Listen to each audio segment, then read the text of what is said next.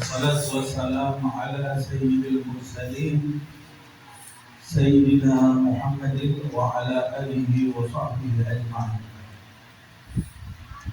Alhamdulillah, kita bersyukur kepada Allah Subhanahu wa Ta'ala yang telah menjadikan kita sebagai umat Nabi Muhammad SAW. Kita bersyukur kepada Allah Subhanahu wa Ta'ala yang telah menjadikan kita orang-orang yang beriman kepada beliau. Kita bersyukur kepada Allah Subhanahu wa Ta'ala yang menjadikan kita hamba-hamba yang walaupun penuh dengan kekurangan, penuh dengan sifat-sifat tercela di dalam diri kita, tapi masih ada sedikit rasa cinta kepada Nabi Muhammad SAW.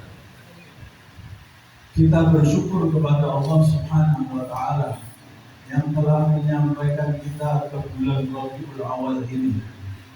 Kita bersyukur kepada Allah Subhanahu wa Ta'ala yang telah memudahkan langkah kita untuk menghadiri peringatan Maulid Nabi Muhammad SAW. Alhamdulillah, Allah berfirman, la in syakartum la azidannakum. Kalau kalian itu bersyukur, maka aku Allah Subhanahu wa Ta'ala pasti akan menambah kenikmatan di atas kenikmatan. Semoga Allah menjadikan kita hamba-hambanya yang selalu bersyukur. Dalam menghadiri majelis semacam ini memperingati Maulid Nabi Muhammad SAW, setiap orang akan mendapatkan dari Allah sesuai dengan apa yang dia niatkan. Berbagai macam tujuan, keinginan dalam menghadiri majelis maulid seperti ini. Ada sebagian orang yang nasibnya hanya lantunan belaka, mendengarkan lantunan qasidah. Ada sebagian orang yang nasibnya hanya menjalani rutinitas setiap tahun. Setiap tahun bulan Rabiul Awal, setiap tahun kita rutinitas menghadiri maulid di tempat fulan, maulid di tempat fulan, masjid maulid di masjid fulan, maulid di masjid fulan. Tapi pulang kembali kepada adatnya masing-masing. Pulang kembali kepada tabiatnya masing-masing. Pulang kembali kepada kebiasaan masing-masing. Tidak ada sedikit pun manfaat yang dia inginkan. Nasallallahu.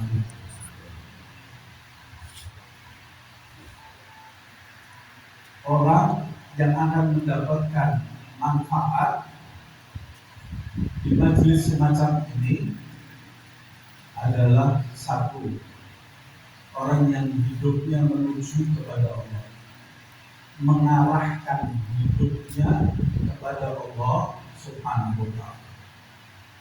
Saya hamba Allah, saya hidup hanya mencari ridho Allah. Saya hidup hanya mencari pandangan Allah, bukan mencari ridho makhluk, bukan mencari pandangan makhluk. Sehingga Allah menjadikan kita hamba-hambanya yang hanya mencari ridho dan pandangan Allah Subhanahu wa Ta'ala.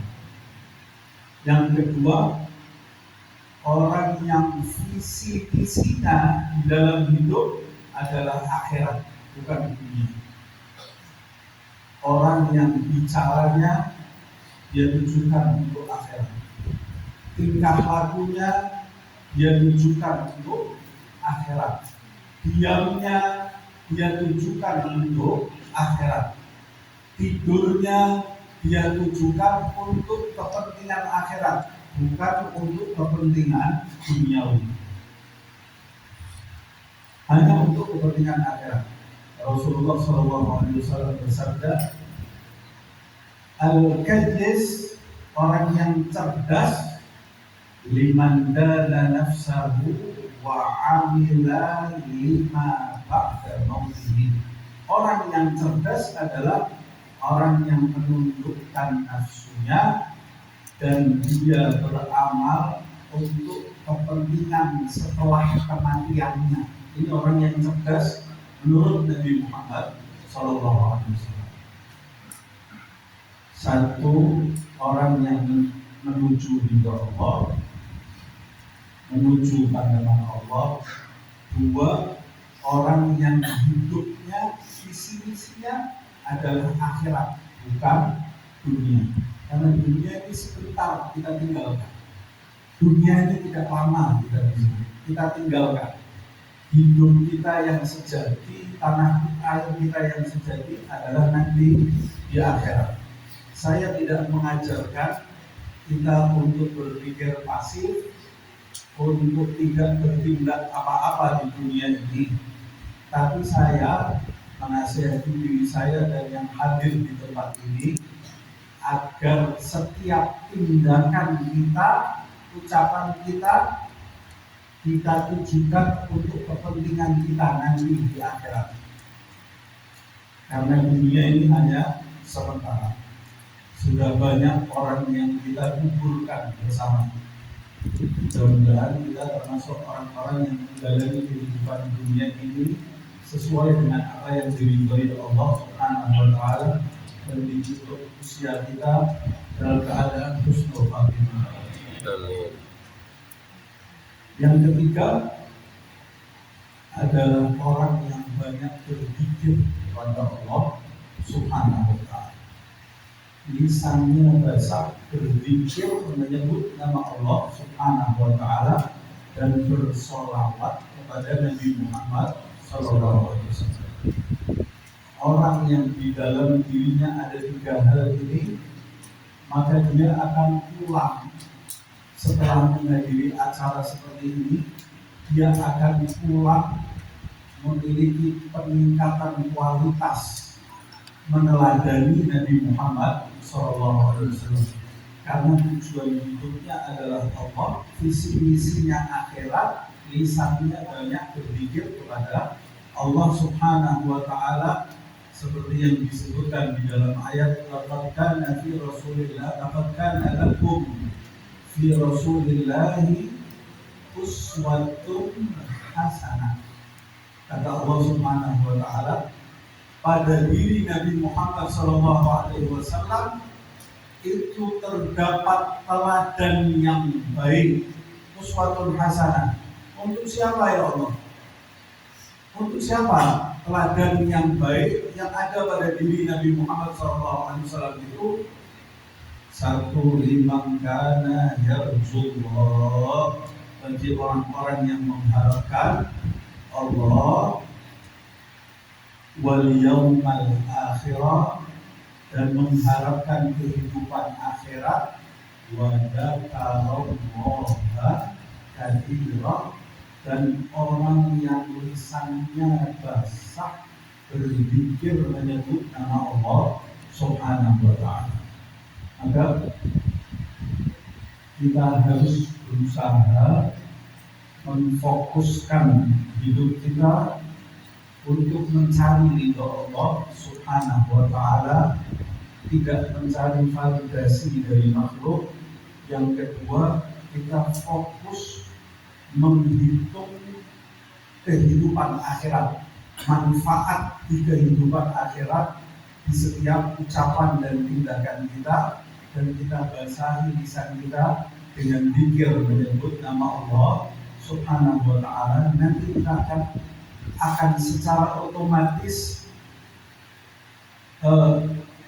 merasa haus dengan teladan Rasulullah Sallallahu Alaihi Wasallam seperti yang disebutkan di dalam ayat. Karena acara seperti ini bukan cuma sekedar acara saja, bacaan seperti Situtur dan maulid yang lainnya, bukan cuma dibaca sekedar kagum dengan kata-katanya yang puitis atau dengan bacaan yang merdu. Nah, bukan itu yang kita cari. Itu hanya sekedar sampingan saja yang membantu kita untuk lebih khusyuk. Tapi tujuan kita di sini datang ke tempat ini dan menghadiri acara seperti ini bukan pula juga untuk rutinitas. Sudah masuk bulan Maulud, kemudian berapa sebentar lagi kita akan buat acara Maulid Nabi Muhammad SAW. Ya, kemudian kita sediakan mana yang baca qasidah, mana yang baca setiap pasal. Ada lagi di tempat lain kostumnya sudah dipersiapkan. Bagus atau tidak? Bagus, karena kalau diniatkan untuk mengagungkan Nabi, mencintai Nabi Muhammad SAW. Tapi berapa banyak di antara kita yang hanya terjebak dengan rutinitas. Kalau sudah terjebak dengan rutinitas, itu sudah selesai acara itu kita pulang tidak mendapatkan apa-apa. Kita sudah merasa puas, oh tadi yang hadir maulid banyak, oh tadi maulidnya berjalan lancar, oh tadi yang hadir maulid jumlahnya sekian, oh tadi berhasil acara maulid yang kita lakukan. Kemudian nanti kita membandingkan dengan acara maulid di tempat lain.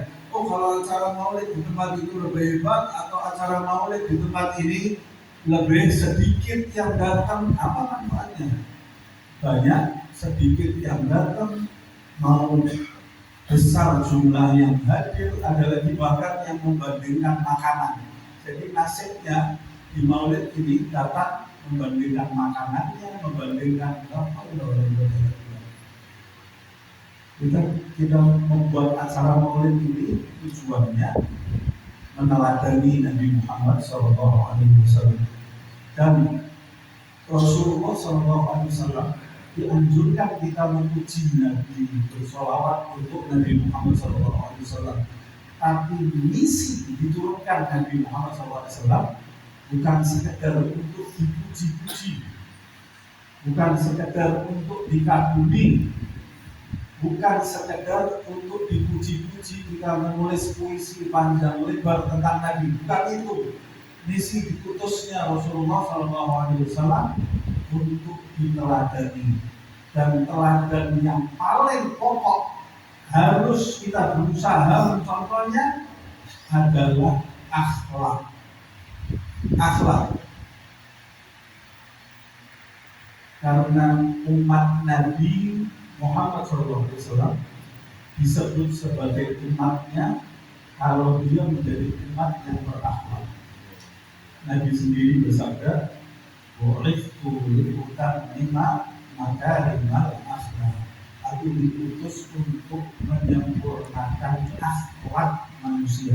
Allah menyebutkan di dalam ayat suci Al-Quran, "Wa ma arsalnaka illa rahmatan lil alamin." Tidak diutus engkau wahai Muhammad kecuali rahmat, kasih sayang, akhlak. Dalam ayat yang lain Allah Subhanahu wa ta'ala berfirman, "Fabima rahmatin minallahi linta lahum."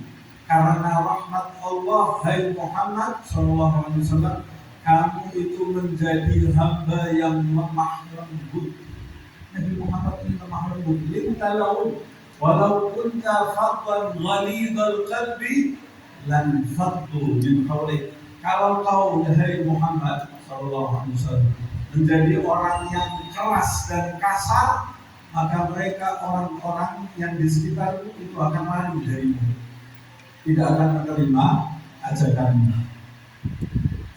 Mari kita contoh akhlak Rasulullah SAW. Rasulullah ini sebagai seorang nabi dan rasul, dia akhlaknya sangat sempurna sampai dipuji oleh Allah, "Wa innaka la'ala khuluqin azim." Dan engkau wahai Muhammad SAW berada di dalam budi pekerti yang agung sebagai seorang suami, pasangan hidup. Nabi ini akhlaknya luar biasa. Kita lihat di dalam sejarah bagaimana akhlak Nabi kepada istri-istrinya. Kalau saya ceritakan maka akan memakan waktu yang lama, mengingat kita ingin acara ini ringkas. Tapi Nabi sendiri bersabda, khairukum li ahlihi. Ya, Nabi bersabda, sebaik-baik di antara kalian. Nabi tidak mengatakan yang paling baik di antara kalian paling banyak zikirnya 1000 la ilaha illallah.